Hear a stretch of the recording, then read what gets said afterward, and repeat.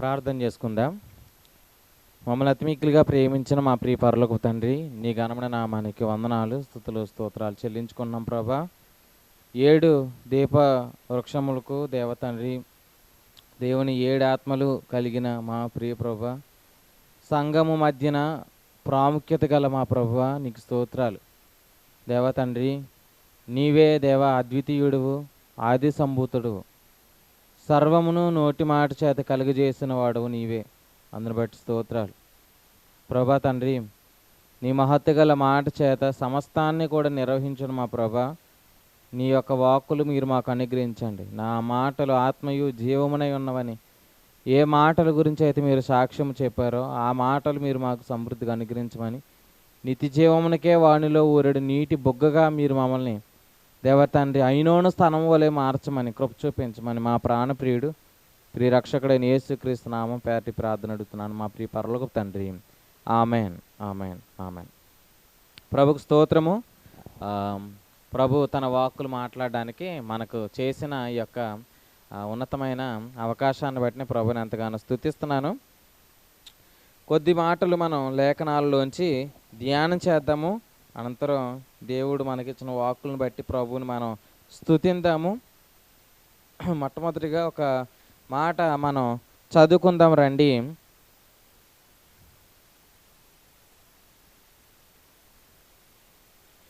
ఎఫెసీలకు రాసిన పత్రికలో ఒక మాట చదువుకుందాం. చదువుకొని మనం ముందుకి కొనసాగుదాము. ఎఫెసీలు కాదు, ఫిలిప్పీలకు రాసిన పత్రిక 4వ అధ్యాయము 8వ వచనం చదువుకుందాం. మెట్టుకు సహోదరులారా, ఏ యోగ్యత అయినను మెప్పైనను ఉండిన ఎడల, ఏవి సత్యమైనవో, ఏవి మాన్యమైనవో, ఏవి న్యాయమైనవో, ఏవి పవిత్రమైనవో, ఏవి రమ్యమైనవో, ఏవి ఖ్యాతి గలవో వాటి మీద ధ్యానం ఉంచుకోండి. చూడండి, ప్రభు ఇలా చెప్తున్నారు ఏంటంటే, ఏవి సత్యమైనవో, ఏవి మాన్యమైనవో, ఏవి న్యాయమైనవో, ఏవి పవిత్రమైనవో వాటి మీద ఏం చేయమంటున్నాడంటే మనసు ఉంచండి. కాబట్టి దేవుని వాక్యమందు మనసు ఉంచండి. కారణం ఇది భూ సంబంధమైన జ్ఞానము కాదు, ఇది పరలోక సంబంధమైన జ్ఞానము గనుక దీని మీద లక్ష్యం ఉంచిన ఎడల మీకు మేలు కలుగునని అపోస్తలుడైన పేతురు తన మొదటి పత్రికలో మొదటి అధ్యాయంలోనే ఆయన వ్రాయడం జరిగింది. కాబట్టి వాక్యాన్ని మనం శ్రద్ధ కలిగి నేర్చుకుందాము. ఆల్రెడీ టైటిల్ అనేది పెట్టడం జరిగింది. టైటిల్ ఏంటంటే మోషే కోపము దేవుని చిత్తము అనేటటువంటి టైటిల్ని మనం ఆల్రెడీ విన్నాము. అయితే వాక్యాన్ని చూద్దాము. నిర్గమాకాండంలో మనం దేవుని యొక్క వాక్యాన్ని ధ్యానం చేద్దాం రండి అందరం కూడా. నిర్గమాకాండము 32వ అధ్యాయము 1వ వచనం చదువుకుందాం. నిర్గమాకాండము 32వ అధ్యాయము 1వ వచనం మనం చదువుకుందాం. కాన్ఫరెన్స్లో ఉన్న వాళ్ళు వాక్యం వినండి, నేను చదువుతున్నాను. మోషే కొండ దిగకుండా తడువు చేయుట ప్రజలు చూచినప్పుడు ఆ ప్రజలు అహరోను వద్దకు కూడి వచ్చి, లెమ్ము, మా ముందర నడుచుటకు ఒక దేవతను మా కొరకు చేయుము. ఐగుప్తులో నుండి మమ్మల్ని రప్పించిన ఆ మోషే అనువాడు ఏమాయనో మాకు తెలియదని అతనితో చెప్పారు. చూడండి, నిర్గమాకాండం 32వ అధ్యాయంలో మనం ఇశ్రాయేలీలు ఐగుప్తు దాటి, ఐగుప్తును విడిచిపెట్టి ఎక్కడికి, ఎర్ర సముద్రాన్ని దాటి వాళ్ళు ఎక్కడికి వచ్చారంటే సీనాయి కొండ దగ్గరికి వచ్చారు. సీనాయి కొండ దగ్గరికి వచ్చిన తర్వాత అక్కడ జరుగుతున్న సందర్భాన్ని మనం చూస్తున్నాం అనమాట. ఇప్పుడు మోషే ఎక్కడున్నాడంట? ఆయన కొండపైన ఉన్నాడు. ప్రజలు ఎక్కడున్నారు? కొండ క్రింద ఉన్నారనమాట. చూడండి, మోషే నాయకుడిగా ఉండి ఇశ్రాయేలు నడిపించాడు. మోషే నడిపించాడు. అసలు మోషే కొండ మీదకి వెళ్ళాడు.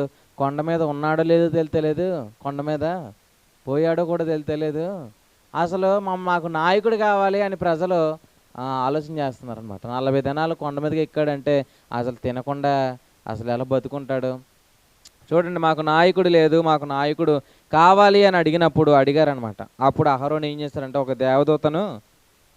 దేవతను చేశాడనమాట. దేంతోనంటే వాళ్ళ దగ్గర మీ దగ్గర ఉన్న బంగారాన్ని అంతా కూడా తండి, నేను నా దగ్గర తండి అని చెప్పి అదంతా కూడా తెచ్చిన తర్వాత అహరోను ఒక దూడను చేశారు. ప్రజలందరూ కూడా ఆ దూడకు మొక్కడం ప్రారంభించాడు. అదంతా కూడా ఈ నిర్గమాకాండము 32వ అధ్యాయంలో జరుగుతున్న సందర్భం. అయితే ఎప్పుడైతే ఈ సందర్భం జరుగుతుందో దేవుడు ఆకాశం నుండి ప్రజలను చూశాడు. ప్రజలను చూసినప్పుడు ప్రజలు ఏం చేస్తున్నారంట? తాగుతున్నారంట, ఎగురుతున్నారంట, తింటున్నారంట, గంతులేస్తున్నారంట. చాలా హడావిడి వాతావరణం అంతా కింద ఉందన్నమాట. పైన ఏం లేదు. పైన మోషేకి ఏమీ కనబడలేదు. కింద మాత్రం వీళ్ళు ఏం చేస్తున్నారు? ఐగుప్తు నుండి నిన్ను విడిపించిన దేవత ఎవరనుకున్నావు? ఈ యొక్క దూడే అని చెప్పి ఆ దూడకి వీళ్ళు ఏం చేస్తున్నారు? నమస్కారాలు చేస్తున్నారు అనమాట. చూడండి, ఎగురుతున్నారు, తింటున్నారు, తాగుతున్నారు. విచ్చలవిడితనం అనేది కనబడుతుంది. అప్పుడు మోషే కిందకి వచ్చారనమాట. కిందకు వచ్చినప్పుడు ఏం జరుగుతుందో చూద్దాం. 15వ వచనం. మోషే శాసనము గల 2 పలకలను చేత పట్టుకొని కొండ దిగి వచ్చెను. ఆ పలకలు ఇరుపక్కలను వ్రాయబడినవి. అవి ఈ ప్రక్కను ఆ ప్రక్కను వ్రాయబడి ఉండెను. ఆ పలకలు దేవుడు చేసినవి. ఆ పలకల మీద చెక్కబడిన వ్రాత దేవుని చేయ వ్రాత. ఇప్పుడు మోషే ఎక్కడికి వచ్చాడు? కిందకు వచ్చాడు. చూడండి, మోషే కిందకు వచ్చారనమాట. మీరు 18వ వచనంలో చదువుతుంటే మనకి అర్థమవుతుంది అనమాట. ఏంటో తెలుసా? ఇప్పుడు కొండపైకి వెళ్ళింది ఎవరెవరు? మోషే వెళ్ళాడు. మోషేతో పాటు ఇంకెవరు వెళ్ళారు? జాషువా. చూడండి, జాషువా కూడా వెళ్ళాడు. జాషువా ఎక్కడ చూడండి, యెహోషువ కూడా అతనితో వెళ్ళాడు. అప్పుడు యెహోషువకి ఏమనుకుంటున్నాడు? అసలు జనం ఇలా ఎగురుతున్నారంటే అది యుద్ధధ్వని అని అంటున్నాడు అనమాట. యెహోషువ వినేసి ఏమంటున్నాడు? అది యుద్ధధ్వని అని అంటున్నాడు. అప్పుడు మోషే ఉన్నారు, అది యుద్ధధ్వని కాదు, అది జయధ్వని కాదు, అపజయధ్వని కాదు, అది సంగీత ధ్వనిలా నాకు వినబడుతుంది అన్నాడు. కింద సంగీతం స్టార్ట్ చేశారనమాట. మీరు ఆలోచించండి, వాక్యాన్ని వినండి. అప్పుడు మోషే ఏమైందని అంటే 19వ వచనంలో, అతడు పాలెమునకు సమీపింపగా ఆ దూడను వారు నాట్యం ఆడుటయు చూచెను. అందుకు మోషే కోపము మండెను. అతడు కొండ దిగువను తన చేతిలోనున్న పలకలను పడవేసి వాటిని పగులగొట్టెను. చూడండి, పలకల్ని ఏం చేశాడు ఆయన? పగలగొట్టాడు. కొండ దిగి వారి మీద కోపపడి మోషే కోపం మండెను అన్నాడు. చూడండి, మోషే గారికి ఇక్కడ ఏమొచ్చింది? కోపం వచ్చింది. మోషే కోపము న్యాయమైందేనా? ఇప్పుడు యాకోబు పత్రికలో మాట ఉంటుంది, ఏమంటుంది? కోపపడుడి కానీ పాపము చేయకుడి. ఇప్పుడు మోషే గారు కోపపడుతున్నారు. నిజంగా మోషే కోపం న్యాయమైంది. ఆయన చేతులు ఉన్న పలకలు కూడా తీసి ఏం చేశాడు? ఆయన పగలగొట్టాడు. పలకలు ఎవరిచ్చారు? దేవుని చేవ్రాత. దేవుడే వాటిని ఇచ్చాడనమాట. దేవుని వ్రేలుతో వ్రాయబడ్డాయి అన్నాడు. అట్లాంటి రాతి పలకలను ఏం చేశాడు? కోపంతో వచ్చి పగలగొట్టాడు. ఎవరైనా చెప్పండి, కాన్ఫరెన్స్లో ఉన్న వాళ్ళు, మోషే కోపం న్యాయమైందేనా?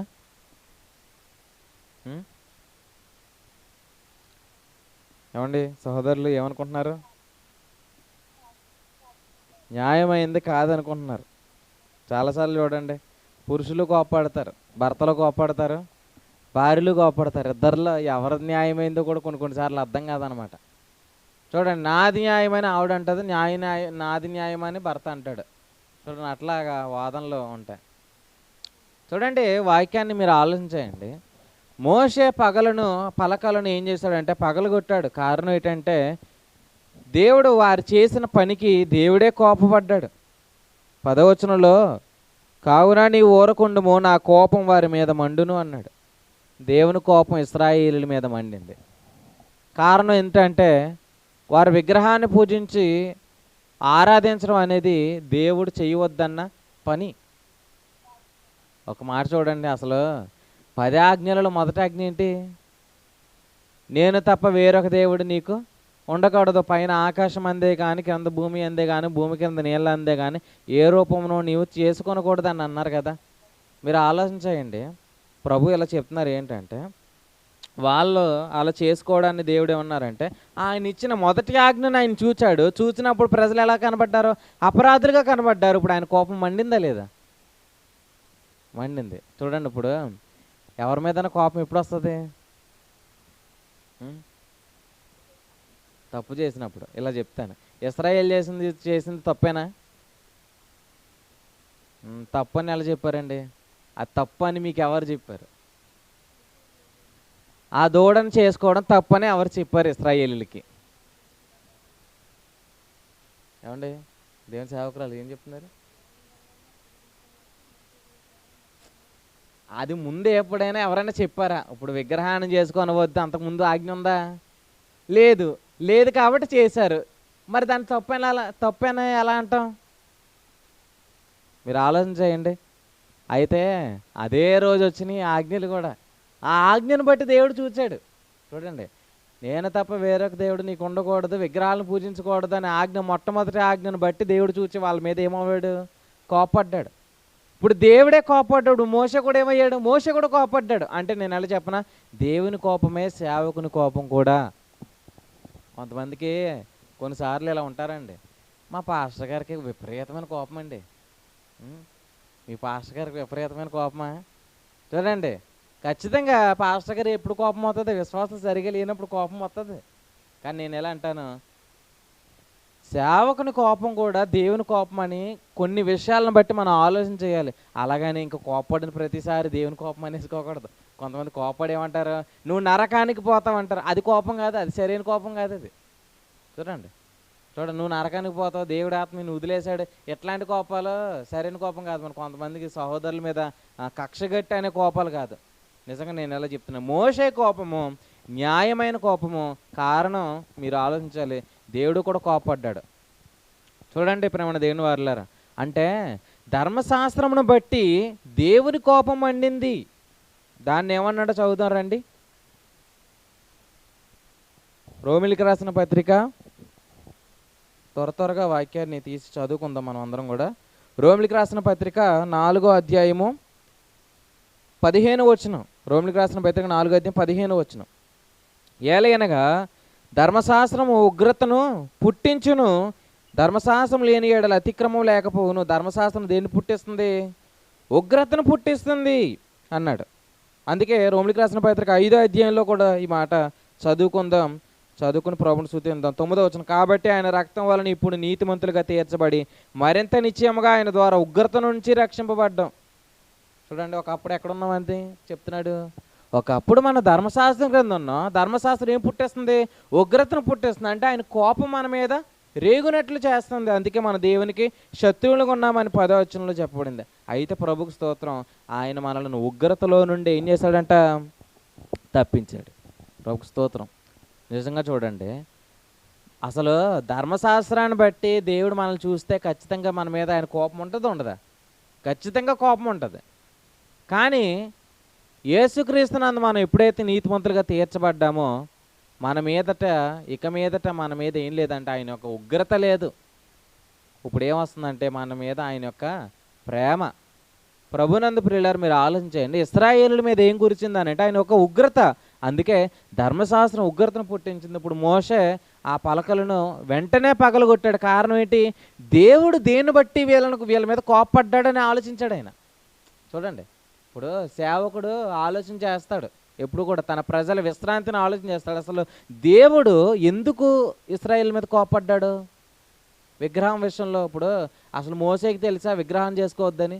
తెలియదు కదా. కానీ ఆ ఆజ్ఞలను బట్టి అర్థమైంది, ఈ ఆజ్ఞలను బట్టే ఇశ్రాయేలుల మీద దేవుని కోపం మండుతుందని. వెంటనే ఏం చేశాడు? ఆ పలకల్ని నేలకేసి పగలగొట్టాడు. ఇప్పుడు మోషే కోపం న్యాయమైందా కదా? రాజేశ్వర్ గారు, న్యాయమైందేనండి? న్యాయమైందే. చూడండి, ఏదైతే మనల్ని నీతిమంతులుగా చేయలేకపోతుందో, ఏదైతే లోపము కలదన్నాడో, ఏదైతే ఆత్మ సంబంధమైందే కానీ ఆత్మానుసారమైంది కాదు అన్నాడో, ఏదైతే శరీరంలో పాపానికి జీవం ఇస్తుంది అన్నాడో, ఏదైతే నాశనం లేని, చూడండి, సంపూర్ణ సిద్ధి కలగజేయలేని ధర్మశాస్త్రం అన్నాడో, ఏదైతే ఉగ్రతను పుట్టిస్తుందో, ఏదైతే నీతిమంతులుగా తీర్చలేకపోయిందో, ఏదైతే మనల్ని దేవునితో సమాధానపరచలేకపోయిందో, దాన్ని ఏం చేశాడంటే దేవుడు? మోషే పగలగొట్టాడు. యేసుక్రీస్తు దాన్ని సమాప్తి పలికాడు. ఎఫెసీ పత్రిక 2:14లో దాన్ని కొట్టివేశాడు. చూడండి, ప్రభునందు పిల్లారు, మీరు ఆలోచన చేయండి, వాక్యాన్ని అర్థం చేసుకోండి. ఎందుకనంటే వాక్యం ఎంత గొప్పదో మనం తెలుసుకోవాలి. ఇది ఈ కడవరి కాలంలో విప్పబడిన దేవుని యొక్క మర్మము. అది విశ్వాస సంబంధమైన దేవుని ఏర్పాటు. ఈ వాక్యంలో ఉండడం క్షేమము. కొంతమంది కోపపడతారండి, నిర్నిమిత్తగా కోపం వచ్చేస్తుంది అనమాట. కొంతమందికి కోపం పుట్టించక్కర్లేదు, వాళ్ళకి ఆల్ టైమ్ ఆన్లో ఉంటుంది అనమాట కోపం. చూడండి, అంటే మొబైల్లో కొన్ని ఆప్షన్లో ఆన్లో ఉంటాయన్నమాట. కొన్ని లొకేషను ఇలాగా ఆన్లో ఉన్నట్టు కొంతమంది కోపం ఎప్పుడు ఆన్లో ఉంటుంది అనమాట. అసలు టచ్ చేస్తే చాలంట కోపం పెరిగిపోతుంది. అట్లాంటి వాళ్ళు కూడా ఉంటారు. కానీ నేనే ఇక్కడ చెప్తున్న కోపము న్యాయమైన కోపము. చూడండి, ధర్మశాస్త్ర సంబంధమైన బోధన ఇప్పుడు కూడా చేస్తున్న వాళ్ళు ఉన్నారు. కానీ మోషే పగలగొట్టినట్టు వీళ్ళు పగలగొట్టలేకపోతున్నారు. మోషే కోపం మండినట్లు వీళ్ళకి కోపం రావట్లేదు ఆ బోధన బట్టి. కానీ ప్రభువులు అంటున్నారు ఏంటంటే, అసలు ఆ యొక్క పలకలను పగలగొట్టిన వాడే ప్రజల యొక్క క్షేమాన్ని విచారిస్తున్నవాడు. ఇప్పుడు ధర్మశాస్త్ర సంబంధమైన బోధ చేస్తున్న వాళ్ళందరూ ఏం చేస్తున్నారు? ప్రజలకు మేలు చేయట్లేదు. అది తగ్గిపోవచ్చున్న మహిమ అన్నాడు, అది మరణ కారణమొక పరిచర్య అన్నాడు. వీళ్ళందరూ కూడా ధర్మశాస్త్రం చెప్పడం వాళ్ళని ఏం చేస్తున్నారంటే, వాళ్ళకి మేలు కాదు చేస్తుంటారు, వాళ్ళకి కీడే చేస్తున్నారు. పైకి ఏం చెప్తారు? మేము ఎంత చేస్తున్న పరిచర్యను చూడండి అంటారు. ఏం పరిచర్య చూస్తాం? అదంతా ధర్మశాస్త్ర సంబంధమైన పరిచర్య. అది చంపే పరిచర్య తప్పితే అది జీవింపజేసే పరిచర్య కాదు. నేను ఎలా ఒక విషయం చెప్పి నేను ముగిస్తాను. జాగ్రత్తగా ప్రభు యొక్క వాక్యాన్ని వినండి. ఇప్పుడు దేవుని దృష్టికోణాన్ని చూడండి. దేవుడు ప్రజలను ధర్మశాస్త్రాన్ని బట్టి చూసినప్పుడు ఆయన కోపం మండింది. కానీ ప్రభు ఇప్పుడు మనల్ని ఎట్లా చూస్తున్నాడో తెలుసా? చదవండి ఒకసారి. కొరింథీయులకు రాసిన 2వ పత్రిక 5:21. కొరింథీయులకు రాసిన 2వ పత్రిక 5:21. ఎందుకనగా మనం ఆయన యందు దేవుని నీతి అగునట్లు పాపమెరుగని ఆయనను మన కోసము పాపముగా చేసెను. ప్రభుకు స్తోత్రం. చూడండి, ఎందుకనగా మనం ఆయన యందు దేవుని నీతి. చూడండి, మనం ఆయన యందు దేవుని నీతి. నాతో పాటు చెప్పండి, నేను ఆయన యందు దేవుని నీతి అయి ఉన్నాను. నేను యేసుక్రీస్తునందు దేవుని నీతి అయి ఉన్నాను. చెప్పారమ్మా కాన్ఫరెన్స్లో ఉన్న వాళ్ళు? చూడండి, నేను యేసుక్రీస్తునందు దేవుని నీతి అయి ఉన్నాను. చూడండి, మనల్ని ఆయన ఎట్లా చూస్తున్నాడు అంటే దేవుని నీతిగా చూస్తున్నాడు. ఇంకోటి ఏంటో తెలుసా? గలతీ పత్రిక 3-4 అధ్యాయంలో 6వ వచనంలో ఇలా ఉంది ఏంటంటే, మనలను కుమారులుగా చూస్తున్నాడు. రోమపత్రిక 5:1 నీతిమంతులుగా చూస్తున్నాడు. చూడండి, పాపము దేవత ఆయన మనల్ని ఎట్లా చూస్తున్నాడో మీరు ఆలోచన చేయండి. ఆయన మనల్ని పరిశుద్ధులుగా చూస్తున్నాడు. అందుకే ఎఫెసీ పత్రిక మొదటి వచనంలో ఏమన్నాడు? ఇదిగో ఎఫెసీలో ఉన్న పరిశుద్ధులు అన్నాడు. చూడండి, దేవుడు మనల్ని చూసే విధానం ఎంత గొప్పగా ఉందో చూడండి. నిజంగా కొన్ని సార్లు దేవుడు చూసే విధానం చాలా గొప్పగా. యేసుక్రీస్తునందు మనలను ఆయన చాలా అమూల్యమైన వారిగించాడు. చూడండి, దేవుని చేత ప్రేమించబడిన సహోదరులారా అన్నాడు. అంటే ఆయన మనల్ని ఎంత గొప్పగా చూడడానికి కారణం ఏంటంటే ప్రభువైన యేసుక్రీస్తు, మన కొరకు పరలోకమందు ప్రవేశించిన యేసుక్రీస్తు. అందుకే యేసుక్రీస్తు ఇప్పుడు ఎక్కడున్నారు? చదువుతారండి. హెబ్రీయులకు రాసిన పత్రిక 9వ అధ్యాయం 24 వచనం. హెబ్రీయులకు రాసిన పత్రిక 9వ అధ్యాయం 24. అందువలన నిజమైన పరిశుద్ధ స్థలమును పోలి హస్తకృతమైన పరిశుద్ధ స్థలంలో క్రీస్తు ప్రవేశింపలేదు కానీ ఇప్పుడు మన కొరకు దేవుని సమ్ముఖమందు కనబడుటకు పరలోకమందే ప్రవేశించెను.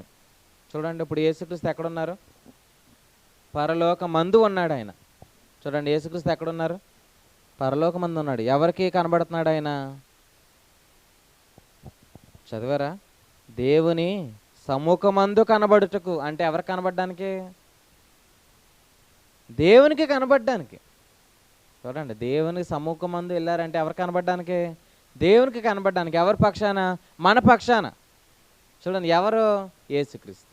ఇలా ఆలోచించేయండి, దేవుడు నా పక్షాన.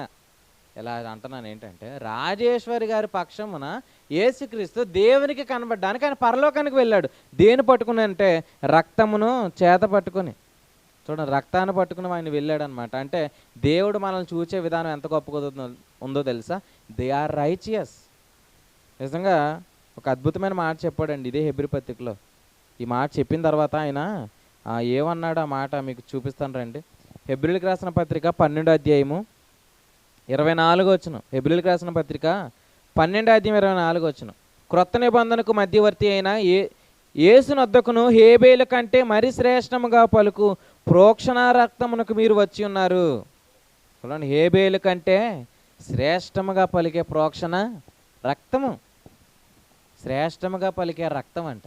నిజంగా చూడండి, నిజంగా నేను అలా ఒక క్వశ్చన్ అడుగుతున్నాను, చెప్పండి. హేబేలు రక్తము పలికిన శ్రేష్టత ఏంటి? హేబేలు రక్తంలోని శ్రేష్టత ఏంటి? ఏమండి, హేబేలు రక్తం ఏమని మొరపెట్టింది దేవునికి? ఇప్పుడు ఒక మాట ఉంటుంది కదా, ఆదికాండం 4వ అధ్యాయంలో ఏముంది? నీ తమ్ముని రక్తము నేల నుంచి నాకు మొరపెట్టుచున్నదే అని అన్నాడు కదా దేవుడు. ఏమని మొరపెట్టి ఉంటుంది? ఏమండి చెప్పండి, ఎవరైనా చెప్పండి, ఏమని మొరపెట్టి ఉంటుంది?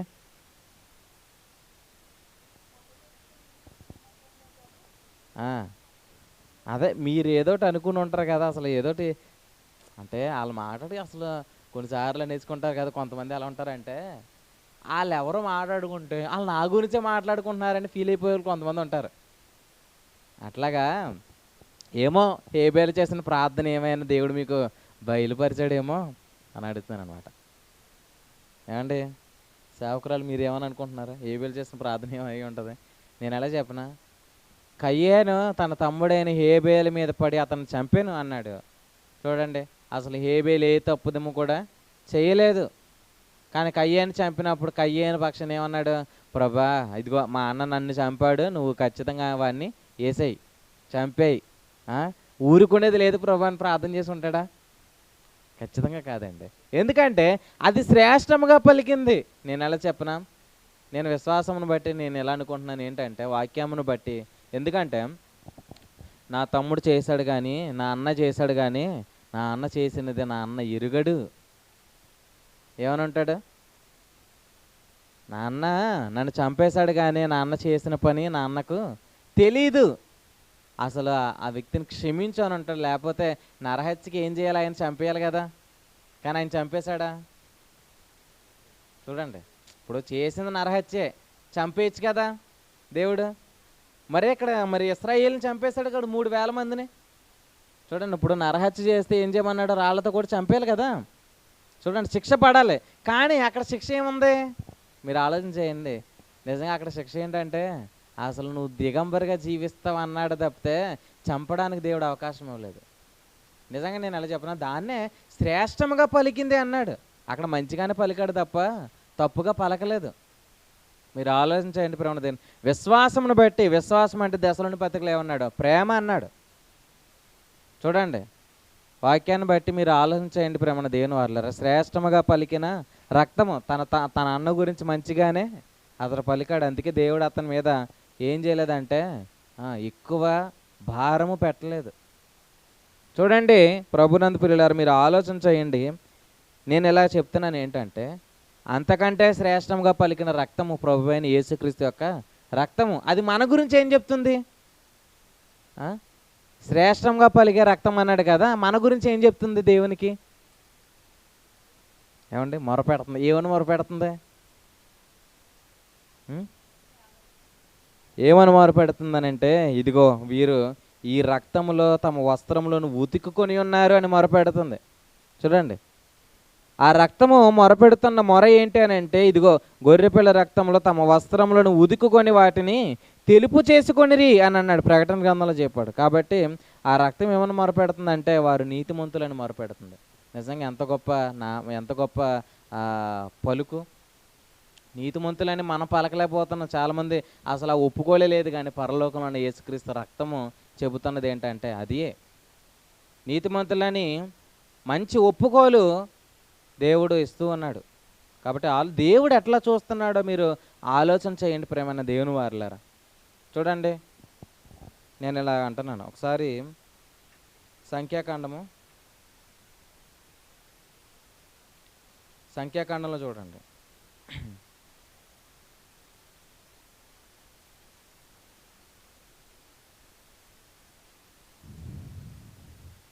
సంఖ్యాకాండము 23వ అధ్యాయము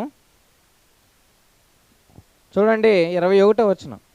సంఖ్యాకాండము 23వ అధ్యాయం 21వ వచనం. సంఖ్యాకాండము 23వ అధ్యాయం 21వ వచనం అండి.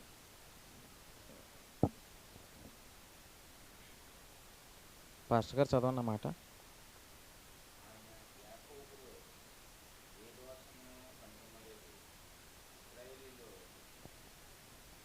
ఆయన యాకోబులో ఏ దోషమును కనుగొనలేదు,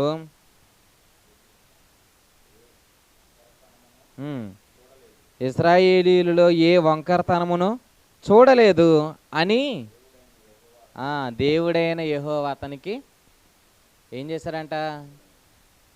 తోడై ఉన్నాడు. మీరు ఆలోచన చేయండి ప్రభునందు ప్రియులారా.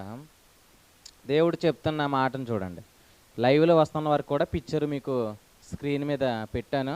ఆ పిక్చర్ చూడండి, మీరు ఆలోచించండి అది ఎందుకు పెట్టాను అనేది నేను చెప్తాను. చూడండి, ఆయన యాకోబులో ఏ దోషమును కనుగొనలేదు, ఇశ్రాయేలీలో ఏ వంకరతనమును చూడలేదు. నిజంగా నేను అలా అంటాను. యాకోబులో ఏ దోషం కనబడలేదంటే యాకోబు నీతిమంతుడేనా? చెప్పండి, యాకోబు నీతిమంతుడే కాదా అండి? కాన్ఫరెన్స్లో వింటున్నారా? చూడండి, యాకోబులో ఏ దోషమునైనా కనబడలేదు. కానీ రోమపత్రికలో ఇలా అన్నాడు, మరి నీతిమంతుడు లేడు, ఒక్కడునూ లేడు అన్నాడు. మరి ఆయన యాకోబులో ఏ దోషం కనబడకపోతే రోమపత్రికలో నీతిమంతుడు లేడు, ఒక్కడునూ లేడు అనే మాట ఎందుకు చెప్పాడు ఆయన? ఏ వంకరతనమును ఆయన చూడలేదు అని అంటున్నాడు. ఇప్పుడు నేను ఎలా అంటాను అంటే, ఇశ్రాయేలీయులు అర్పించిన అర్పణలు బలులు వారి నీతిమంతులుగా తీర్చాయా? మీరేమనుకుంటున్నారు?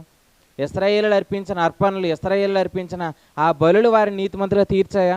సంపూర్ణ స్థితి కలగజేయలేదని హెబ్రీ పత్రికలో చెప్పాడు. మరి ఎందుకు వారు దోషములు నేను కనుగొనలేదని అన్నాడు అంటే, మనము జాగ్రత్తగా దేవుని యొక్క వాక్యాన్ని ఆలోచన చేయాలి. ఇప్పుడు కూడా ఇశ్రాయేలీయులను శపిద్దామని బేయిరు కుమారుడైన బేలాము వారి మీద శపితమైన మాటలు మాట్లాడడానికి వచ్చాడు. కానీ ప్రభు అతని నోటను ఏముంచాడని అంటే ఆశీర్వాదపు వచనాలు మాత్రం ఉంచాడు.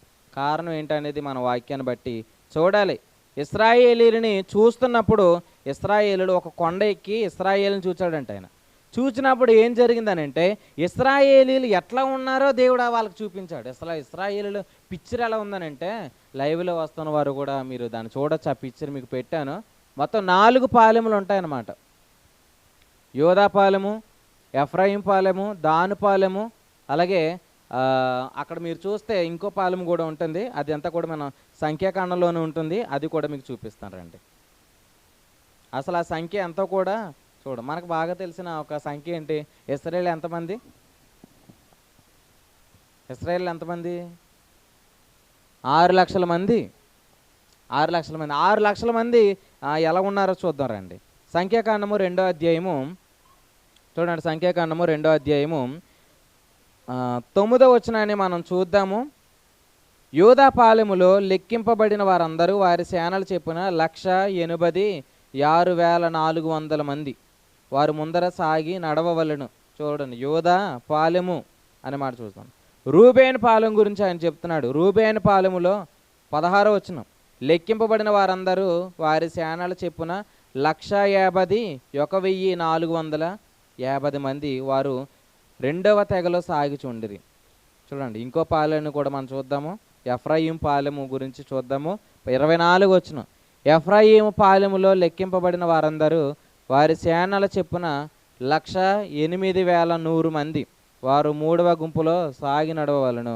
ఇక చివరగా దాను పాలెం గురించి ఆయన చెప్తూ ఆయన చెప్పారు. దాను పాలెములో లెక్కింపబడిన వారందరూ 157,600 మంది. వారు తమ ధ్వజముల చెప్పున ప్రకారము కడపటి గుంపులో నడవలను. మొత్తం ఎన్ని పాలెలు?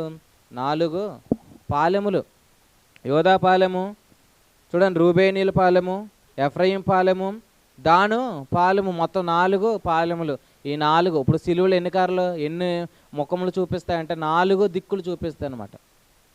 చూడండి, 4 వైపులుగా ఉంటుంది కదా సిలువ. ఎలా ఉంటుంది? ప్లస్ ఆకారంలో ఉంటుంది అనమాట. చూడండి, 4 దిక్కులు చూపిస్తే అలా ఇశ్రాయేలు కూడా ఎలా ఏర్పాటయ్యారంటే 4 పాలెములుగా, 4 ధ్వజములుగా వారు అందరూ కూడా ఏర్పరచబడ్డారు. మొత్తం ఈ సంఖ్య అంతా కలిపితే మొత్తం 6,03,500 మంది వచ్చారు. మీరందరూ కూడా ఆలోచన చేయండి ప్రేమ దేవుని వారులారా. ఇశ్రాయేలు అందరూ కూడా ఎలా ఉన్నారు అని అంటే, వారు ఏర్పడిన విధానం సిలువ ఆకారంలో. అంటే దేవుడు వారిని ఎట్లా చూశాడు? ఇప్పుడు యాకోబులో ఏ దోషంలో కనబడలేదన్నాడు. వారు ఎలా ఉన్నారో వారి ఆకారం సిలువ ఆకారంలో ఉన్నారు. సిలువ దేన్ని సూచిస్తుంది? యేసుక్రీస్తు అర్పణను సూచిస్తుంది, యేసుక్రీస్తు బలిని సూచిస్తుంది. ఇప్పుడు యేసుక్రీస్తు బలిని బట్టి త్వరలో ఇశ్రాయేలు కూడా ఏముంది? రక్షణ అనేది ఉంది. ఇప్పుడు రక్షణ వచ్చిన తర్వాత ఇశ్రాయేలు ఏమవుతారు? నీతిమంతులుగా తీర్చబడతారు. అంటే ఆ సిలువను బట్టి ఇశ్రాయేలు మీద ఆయన ఏం చూపాడంటే తన కరుణను చూపించాడు. అందుకే వారు ఎలా కనబడుతున్నారంటే, నిజంగా శపిద్దామని బేలాం అనుకున్నా సరే శపించే అవకాశము అతనికి లేకుండా దేవుడు అతని నోట ఆశీర్వచనములు పెట్టాడు. కారణం ఏంటంటే సిలువ అనేది ఏంటంటే శాపము కాదు, సిలువ అనేది ఆశీర్వాదంగా మార్చింది. ప్రభుకు స్తోత్రం. సిలువ అనేది ఏంటంటే శాపము కాదు, సిలువ అంటే ఆశీర్వాదం. ప్రభునందు ప్రియులారా ఆలోచించండి. 4 పాలెములు యెహెజ్కేలు గ్రంథంలో మనం చూస్తాం. 4 జీవులు ఉంటాయి. ఏంటా 4 జీవులు? సింహము, ఎద్దు, అలాగే గ్రద్ద, అలాగే ఇంకొక జీవి కూడా ఉంటుంది. చూడండి, సింహము ఉంటుంది, ఎద్దు ఉంటుంది, అలాగే ఆ యొక్క 4 జీవులు చూద్దాం రండి. యెహోషువ గ్రంథము, ఆ తర్వాత ప్రకటన గ్రంథంలో కూడా ఆ మాట చూద్దాము. వాక్యాన్ని ధ్యానం చేయండి. యెహెజ్కేలు గ్రంథము మొదటి అధ్యాయము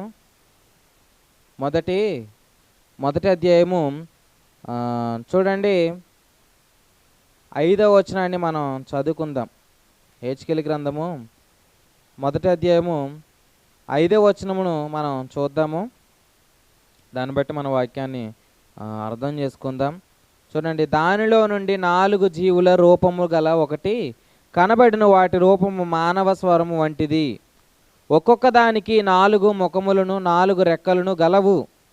చూడండి, మీరు ఎన్నో వచనం చదువుతారంటే 10వ వచనం. ఆ 4 ఎదుటి ముఖ రూపములు మానవ ముఖం వంటివి, కుడి పార్శ్వపు రూపములు సింహపు ముఖము వంటివి, ఎడమ పార్శ్వపు ముఖములు ఎద్దు ముఖములు వంటివి, 4 పక్షిరాజు ముఖములు వంటి ముఖములుండెను. చూడండి, మొత్తం 4 రూపములు కనబడుతున్నాయి. ఏంటంటే 1 మానవ రూపము, 2 సింహం రూపము, 3 ఎద్దు రూపము, 4 గ్రద్ద రూపము అనే మాట చూపిస్తుంది. చూడండి, 4 ముఖములు మన ప్రభువుని ఈ 4 ముఖములు కూడా చూపిస్తున్నాయి అన్నమాట. మొత్తం క్రొత్త నిబంధనలో ఎన్ని సువార్తలు ఉన్నాయి చెప్పండి? క్రొత్త నిబంధనలు ఎన్ని సువార్తలు ఉన్నాయి? 4 సువార్తలు. మత్తయి సువార్త, మార్కు సువార్త, లూకా సువార్త, యోహాను సువార్త. మార్కు సువార్త ఆయన రాజరికాన్ని చూపిస్తుంది. రాజు అనగా ఎవరంటే సింహము. తర్వాత ఇది వచ్చింది ఏంటంటే మార్కు సువార్త అనగా ఆయన సేవకుడిగా చూపిస్తుంది అనమాట. చూడండి, సేవకుడు అంటే ఎద్దు రూపము. తర్వాత లూకా సువార్త మనిషిని రూపం వంటి ముఖము. తర్వాత 4వది గ్రద్ద రూపము. త్వరలో యేసుక్రీస్తు రాబోతున్నాడు. మొట్టమొదటి ఆయన రాజుగా సింహము వంటి వాడిగా ఉన్నాడు, తర్వాత ఎద్దు వంటి వాడిగా ఉన్నాడు, తర్వాత మనిషిని రూపము పోలిన వాడిగా ఉన్నాడు.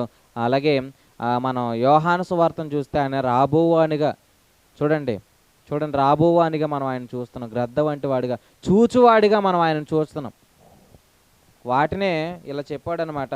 యూదా పాలెమనగా సింహము అన్నాడు. చూడండి, ఎఫ్రాయిము పాలెమనగా వారు ఎద్దు రూపము అన్నాడు. చూడండి, రూబేనీయుల పాలెమనగా మనుషుని రూపము. 4వది ఏంటంటే ఆయన గ్రద్ద రూపము. దాను అనగా అంటే ఈ 4 రూపములు కూడా మనం చూస్తున్నాం. అవి ఎవరిని సూచిస్తున్నాయంటే మన ప్రభువుని సూచిస్తున్నాయి. మీరు కూడా ఆలోచించండి. ఇశ్రాయేలులు ఏ దోషం ఆయన కనుగొనలేదు, కానీ ధర్మశాస్త్రం ఇచ్చినప్పుడు ప్రజలు ఆయన దృష్టికి ఎలా కనబడ్డారు చెప్పండి? ఎలా కనబడ్డారు? ఎలా కనబడి ఉంటారు? పాపులుగా కనబడి ఉంటారు. మాట్లాడరండి, మీరు అంటున్నారా? మరి మాట్లాడరా? చూడండి, ఇప్పుడు ఇశ్రాయేలు దేవునికి ఎలా కనబడ్డారు? పాపులుగా కనబడ్డారు. అందుకే ఆయన కోపం వారి మీద మండింది. చూడండి, కానీ సంఖ్యాకాండానికి వచ్చేసరికి ఆయన ఏమంటున్నాడు? ఇదిగో వారి మీద అసలు ఏమీ కూడా లేదు. వాళ్ళు ఎలా ఉన్నారు? సిలువ ఆకారంలో ఉన్నారు. యాకోబులు ఏ దోషమో నేను కనుగొనలేదు. ఇంకేమన్నాడు తెలుసా? వారిలో ఏ వంకరతనం కూడా లేదంట. చూడండి, అసలు ఆ సిలువలో ఏం లేదన్నట్టు ఏ వంకరతనం లేదు. కొంతమందికి ఇంకా వంకరతనం ఉంటుంది, కానీ ప్రభునందు వాళ్ళకు వంకరతనం లేదు. అసలు కొంతమంది శరీరాన్ని బట్టి ఎక్కువ చూసి ఇదైపోతున్నారన్నమాట జనం. మనుషులు ఎలా ఉన్నారండి, మనుషులు అలా ఉన్నారండి. మనుషులు కాదు, అసలు క్రీస్తునందు నువ్వేమో అయి ఉన్నావో నువ్వు ఎరుగు. పౌలు గారు ఇలా అన్నారు, అసలు శరీర రీతిగా నేను ఎవరిని ఎరుగను. అసలు ఈవెన్ యేసుక్రీస్తుని కూడా శరీర రీతిగా నేను ఇప్పటివరకు ఎరిగాను, కానీ ఇక మీదట నేను అలాగే ఎరగను. యేసుక్రీస్తుని కూడా శరీర రీతిగా ఎరిగితే మీరేమంటారు? యేసుక్రీస్తు నా కొరకు చనిపోయాడండి, కానీ అది కాదు. ఇప్పుడు యేసుక్రీస్తు నా కొరకు జీవిస్తున్నాడండి. మనుషుని రీతిగా ఆయన ఎరక్కండి. ప్యాషన్ ఆఫ్ క్రైస్ట్ మూవీ చూసేసి ఏడు చేసేది అంతా కూడా ఏంటి? శరీరాన్ని బట్టి చూడడమే. కానీ ఇప్పుడు ఆయన ఎలా ఉన్నాడు? ఆయన ఎలా ఉన్నాడు అని అంటే ఇలా చెప్పాడు, ఆయన రాజుగా ఉన్నాడు, ఆయన సేవ చేస్తున్న ఎద్దుగా ఉన్నాడు. అంతేకాదు ఆయన ఎలా ఉన్నాడు అని అంటే మనుషుని పోలిక వంటి వానిగా ఉన్నాడు. ఆయన ఎలా ఉన్నాడు అని అంటే రాబోవానిగా, గ్రద్దవానిగా ఉన్నాడు, పక్షి వంటి వానిగా ఉన్నాడు. కాబట్టి ప్రభునందు ప్రియులారా మీరు ఆలోచించండి. దాను అనగా టు జడ్జ్ అనమాట, న్యాయము. దాన్ని యోహాను సువార్త, ఆయన రాబోవానిగా ఉన్నాడు. కాబట్టి యేసుక్రీస్తునందు మనం ఎలాగున్నామనేది మనము ఎరగాలి. మోషే కోపము న్యాయమైనదే. కారణం ఏంటంటే మోషేకి కూడా వాళ్ళు ఎలా కనబడుతున్నారు అండి? మోషేకి కూడా అలాగే కనబడుతున్నారు. దేవునికి ఎలాగో కనబడ్డారు, మరి మోషేకి విచిత్రంగా కనబడతారా? మోషేకి కూడా అలాగే కనబడ్డారు. మరి దేవుడు తన ప్రజలను, తన యందు విశ్వసించిన వారిని దేవుని నీతిగా చూస్తున్నప్పుడు ఈరోజు సేవకులు ఎందుకు నీతిమంతులుగా చూడలేకపోతున్నారు అండి? ఇప్పుడు ఆ డిఫరెన్స్ని చూడండి. ఇప్పుడు దేవుడు వాళ్ళని ఎలా చూశాడు? పాపులుగా చూశాడు. మోసే వారిని ఎలా చూశాడు? పాపులుగానే చూశాడు. కారణం ఏంటి? ఇద్దరు ఒకే దాన్ని బట్టి డిటర్మైన్ చేశారు. దేన్ని బట్టి? ధర్మశాస్త్రాన్ని బట్టి. ఇప్పుడు కొత్త నిబంధనకు వచ్చేసిన తర్వాత కొత్త నిబంధనలో ఉన్న విశ్వాసులు ఎవరు? క్రీస్తునందు పరిశుద్ధులు. మరి పరిశుద్ధులు అయితే దేవుడు వారిని పరిశుద్ధులుగా చూస్తున్నప్పుడు మరి సేవకుడు ఎందుకు అలా చూడట్లేదు చెప్పండి? ధర్మశాస్త్రం క్రీస్తునందు కొట్టివేయబడిందని సేవకుడు నమ్మట్లేదు కనుకనే దేవుడేమో ఆయన రక్తాన్ని బట్టి చూస్తున్నాడు, వీళ్ళేమో ధర్మశాస్త్రాన్ని బట్టి చూస్తున్నారు. ధర్మశాస్త్రాన్ని బట్టి వీళ్ళు ఏం చేస్తున్నారండి? బల్లగుద్ది ప్రసంగాలు ఏమని? ప్రియ సహోదరుడా, నువ్వు అబద్ధం ఆడకు, దొంగతనం చేయకు, ఇట్లా కోపం ఎక్కువైపోద్ది అనమాట. తీరా బల్లలు కూడా ఇరిగిపోతాయి వీళ్ళ కోపాలకి. ఎందుకంటే అంత కోపం వచ్చేస్తుంది వీళ్ళకి. చూడండి, కారణం ఏంటంటే వీళ్ళ పాపులుగా కనబడుతున్నారనమాట. కానీ దేవుడు తన ప్రజలను తాను ఎలా చూస్తున్నాడంటే యాకోబులో ఏ దోషమును కనుగొనలేదు. అసలు క్రీస్తునందున్న మనలో, ఇశ్రాయేలులో ఉన్న, నిజంగా నేను ప్రభుని స్తుతిస్తున్నాను, ఎప్పుడో ఉన్న ఇశ్రాయేలీయులనే యేసుక్రీస్తునందు చూసి ఆశీర్వదించిన వాడు ఈరోజు సంఘం ఆయన అంది ఎలా ఉందని అంటే దీవెనగా ఉంది. కాబట్టి మనల్ని మనం ఎలా చూసుకుంటున్నామో ఎప్పుడు కూడా చూసుకోవాలి. ఇలా చెప్పిన నిర్గమాకాండంలో ఇంకో విషయం చెప్పి ముగిస్తాను. నిర్గమాకాండంలో ఉన్న ఇంకో విషయం ఏంటంటే అలా చూడకపోవడానికి ఇంకో కారణం ఏంటంటే, ఇప్పుడు నిర్గమాకాండం 32వ అధ్యాయంలో ఇద్దరు ఉన్నారు. ఒకటి సేవకుడు, ఇంకోటి రక్తము. చూడండి, నిర్గమాకాండంలో ఎంతమంది ఉన్నారు? సేవకుడు, రక్తము. రక్తం అనగా ఎవరు? అక్కడ చంపారు కదా, 3000 మంది చనిపోయారు లేదా అంటే అక్కడ రక్తం ఉందా లేదా? రక్తం ఉంది. అక్కడ సేవకుడు ఎవరు? మోషే. సేవకుడు ఉన్నాడు, కానీ ఇంకో వ్యక్తి మిస్ అయ్యారు. అక్కడ ఎవరు? ఆరోన్ అంటారు ఏంటండి బాబు మీరు? చూడండి, ఆహారం మిస్ అయింది ఎవరో చూడండి. ఆరోన్ కాదు. చూడండి, యోహాను మొదటి పత్రిక 5వ అధ్యాయం 7వ వచనం. యోహాను మొదటి పత్రిక 5వ అధ్యాయం 7వ వచనం. సాక్ష్యం ఇచ్చేవారు ముగ్గురు అనగా ఆత్మయు నీళ్లును రక్తమును, ఈ ముగ్గురు ఏకీభించి ఉన్నారు. మన మనుషుల సాక్ష్యం అంగీకరించున్నాము కదా, దేవుని సాక్ష్యము మరీ బలమైనది. చూడండి, ఇక్కడ ముగ్గురు ఉన్నారు. ఈ ముగ్గురు ఎవరు? ఆత్మయు నీరును రక్తము. ముగ్గురు ఉన్నారు లేదా? ఇప్పుడు చెప్పండి, 32వ అధ్యాయంలో మిస్ అయింది ఎవరు? 32లో కూడా 3 ఉంది. చూడండి, మిస్ అయింది ఎవరు చెప్పండి? అంత ఆలోచించారు ఏంటి? మిస్ అయింది ఎవరు? ఆత్మ. ఇప్పుడు సేవకుడు ఎవరు అక్కడ? మోషే. మోషే అనే పేరుకి అర్థం ఏంటి? అతను నీళ్ళలోంచి తీయబడ్డాడు. చూడండి, మోషే అనగా నీరు. చూడండి, నీటిలోంచి ఎవరు పెట్టారు ఆ పేరు? వాళ్ళే. హిబ్రూ భాషలో మోషే అనే పేరు ఎలా వచ్చిందంటే మెస్సీ అనే పదం నుంచి ఆ పేరు పెట్టారండి. మెస్సీ అని అంటే ఏంటంటే నీటిలోంచి తీయబడ్డాడు కనుక అతనికి మోషే అని పేరు పెట్టారు. మోషే అనగా నీరు. అక్కడ ఇంకేముంది? రక్తం ఉంది. ఎవరు మిస్ అయ్యారు? ఆత్మ.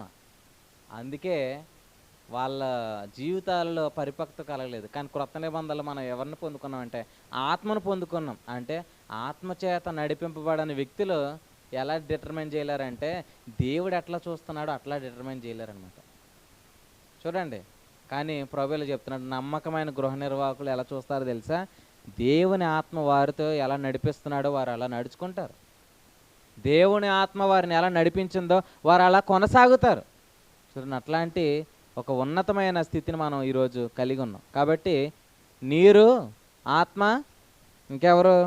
రక్తము. ఈ ముగ్గురు కూడా ఇచ్చే సాక్ష్యం ఏంటి? నువ్వు నీతిమంతుడివే. కాబట్టి ఈ సాక్ష్యము బలమైనది, కాబట్టి ఈ సాక్ష్యము నమ్ము. ఆ సాక్ష్యం ఏంటి? ఆ సాక్ష్యం ఏమనగా దేవుడు మనకు నిత్య జీవము దయచేసను. 4 రూపాయలు అన్నాను కదా, ఆ 4 రూపాయలు ఎవరంటే ప్రభు అయిన యేసుక్రీస్తే. కాబట్టి యేసుక్రీస్తునందు మనం ఏమై ఉన్నామంటే నీతిమంతులుగా తీర్చబడ్డాం.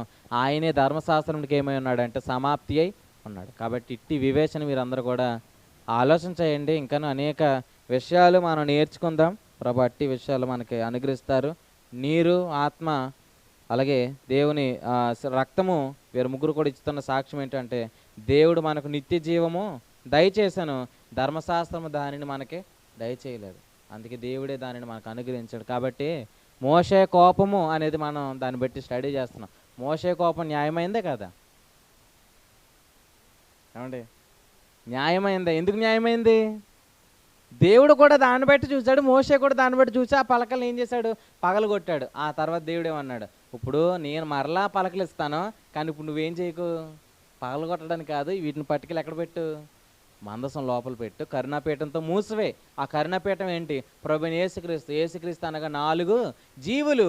ఆ 4 జీవులు కూడా క్రొత్త నిబంధనలో ఉన్న 4 సువార్తలు. కాబట్టి ప్రభువుని మనకి పరిచయం చేస్తున్న ఈ విషయాన్ని మీరు గ్రహించండి. ఆ 4 సువార్తలు అర్థం కావాలంటే మనం తెలుసుకోవాల్సింది 5 అన్నమాట. 5 అంటే ఏంటంటే కృప, హే.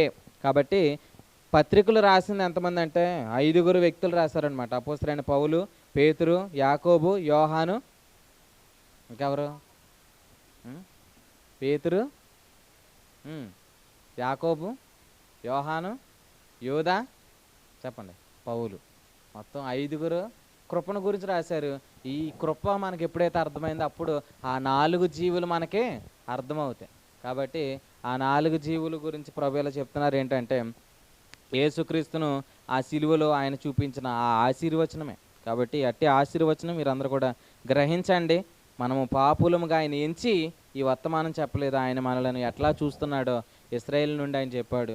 ఏ దోషమును ఆయన మన యందు ఇప్పుడు కనుగొట్టలేదు, ఏ వంకరతనము కూడా మన యందు లేదు. వంకరగా చూస్తున్నారంటే అర్థం ఏంటి? ఆయన చూపులు కావవి. ఆయన ఎట్టివాడు, మీరు నీ లోకంలో అట్టివారు. ఆయనలాగే చూడండి.